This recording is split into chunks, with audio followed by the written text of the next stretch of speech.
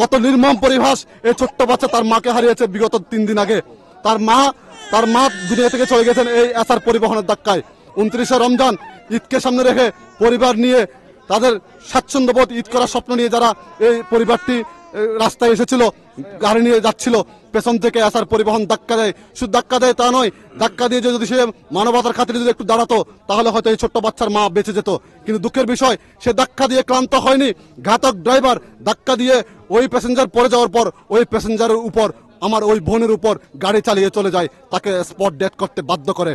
কেউ যেন আমার মতো হারানো হয়, যারা আমার আম্মুর ক্ষতি করছে, যারা শাস্তি দাবি করছে। যদি এসআর পরিবহন তত যদি গাড়ি যদি কি করতো, ব্যারেক করতো, আজ আর স্ত্রী মানা দিত।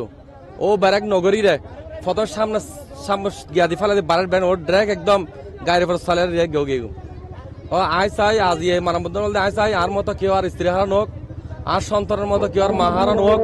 ওর আর দুরন্ত ওর আর শাস্তি দাবি করে এসআর আর সালাম আয় চাই ওরা সড়ক মিজিরি আস্তে আস্তে গাড়ি চালক, অন্যজনের হন মানুষের হন কি নক ক্ষতি নক, আর মতো আর যেভাবে ক্ষতিগ্রস্ত হই অন্য কেউ যেন আর ক্ষতিগ্রস্ত নোক, এই দাবি আজ জানাই তার আর আমি তার শাস্তি দাবি করি। মোটরসাইকেলে এসআর বাসে পিছন থেকে ধাক্কা মেরে মারি দিছে। ধাক্কা মারার পর ওরা পড়ে গেছে, পিছনে চাক্কা দিয়ে ওনার মাকে ডলে দিয়ে চলে আসছে। যদি ব্রেক করতো তাহলে আজকে এত বড় দুর্ঘটনাটা কিছু হতো না। ওরা এমন গতিতে গাড়ি চলায়। আমরা আজকে আসছি এসআর এবং এসালম যে গতিতে গাড়ি চলায়, এটা হচ্ছে পিআইবি সড়ক। এদিকে একদিক থেকে গাড়ি একদিকে গাড়ি যায় না, এক লুটে গাড়ি চলে, দুই পাশ থেকে গাড়ি আসে।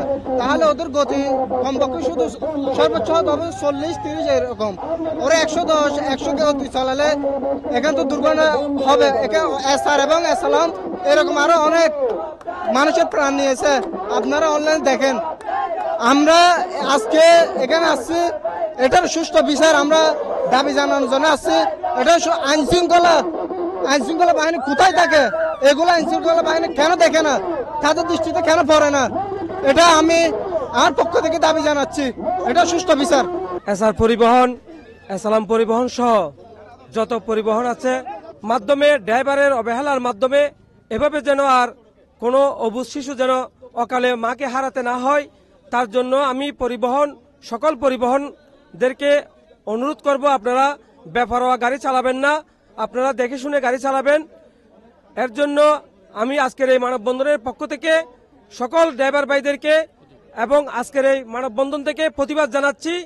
জনসাধারণ সবাই উপস্থিত হয়েছেন। একটা মানববন্ধন ও বিক্ষোভ মিছিলে উপস্থিত হয়ে আমরা জানান দিতে চাই, এসআর গাড়ি এবং এসালাম গাড়ির যে সমস্ত ড্রাইভাররা রয়েছেন তাদের বেপরোয়া চলার কারণে আজকে আমার বোন নিহত হয়েছেন।